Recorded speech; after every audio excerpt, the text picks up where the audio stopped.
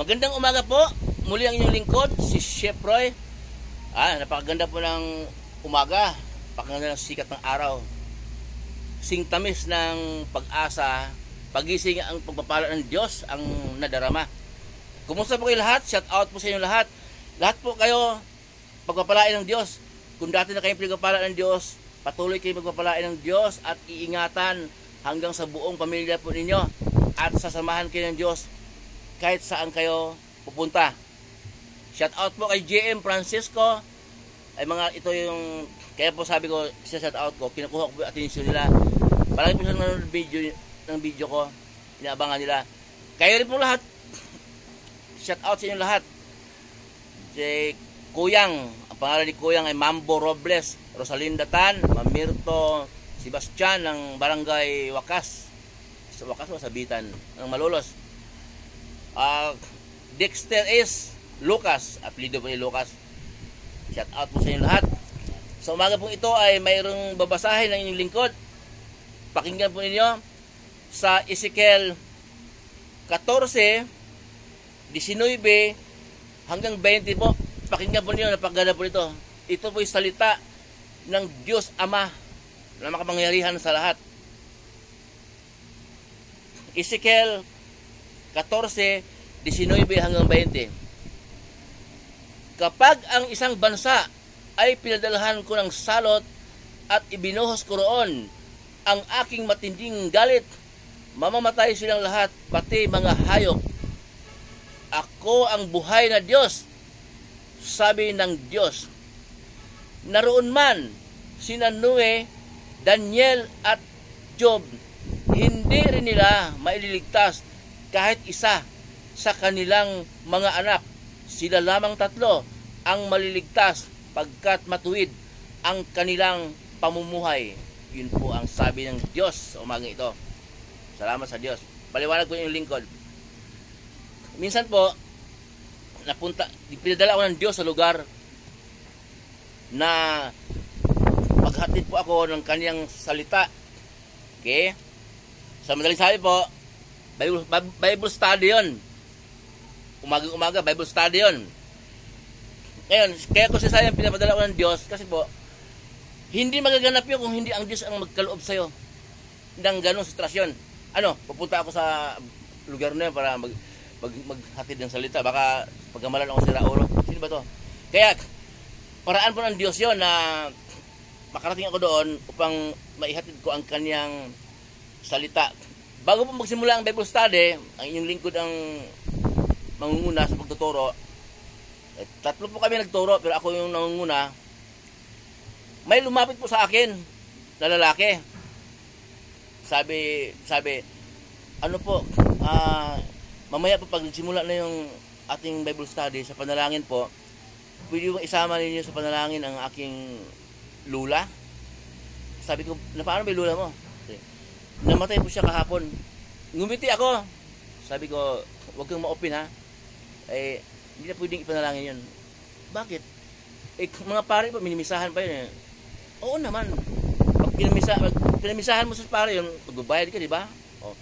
Sa kalooban ng Diyos, ang totoo lang, pag namatay ang tao, yun ang hangganan. Okay? Wala nang remedyo yun. Kung nabubuhay ka na matuwid, doon ka sa kaharian ng langit. Kapiling mo ang Diyos. Pagka nabubuhay ka sa mundo ito na hindi ka mananampalataya, hindi tayo sumunod sa turo ng ating Panginoon Hesus, impyerno. Pag namatay, yun nga hangganan. Wala ang remedyo yun. Kahit sino manalangin, kahit buong mundo manalangin pa, wala ang remedyo yun. Ito, binabasa ngayon po ng inyong lingkod. Ibig pong sabihin noon, sabi ko sa kanya, ganito na lang, ipanalangin kita, apo kanya, at yung mga anak niya, lahat ng kamag-anak, lahat ng nagmamahal sa kanya, para sa mabilisang makamove on. Makamove on kayo agad.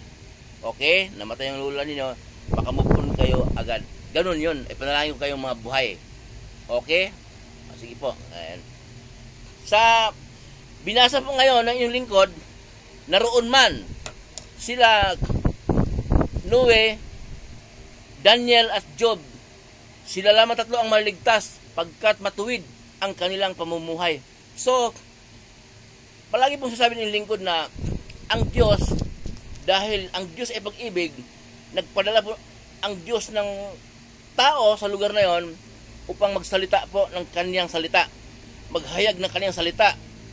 Nasa atin na po yon kung tatanggapin natin. Okay? Ngayon, kapag gaya yung lingkod, wala naman talaga kakayanan. Sino ba ako para marunong sa ganitong bagay na pag-aralan ko ang buong Biblia, buklatin ko tapos ipangaral ko? Hindi ko alam yon. Kaya ko lang natutunan po, wala pong, sabi kasi ng iba kasi, nangangaral ka online, siyempre, maniningil ka balang araw, sino yung pastor mo, sino yung super, wala pong tao nagturo sa akin. Ang Diyos po, biglang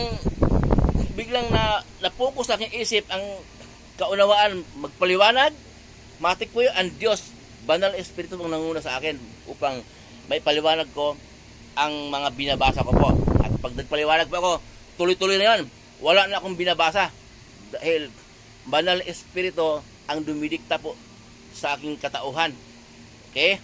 Yung bubukan ng Banal Espiritu. Pagkatapos kong mangaral, pagkatapos kong salita ng Diyos, back to normal. Syempre, may tuyo, madaling mairita. Totoo po yun.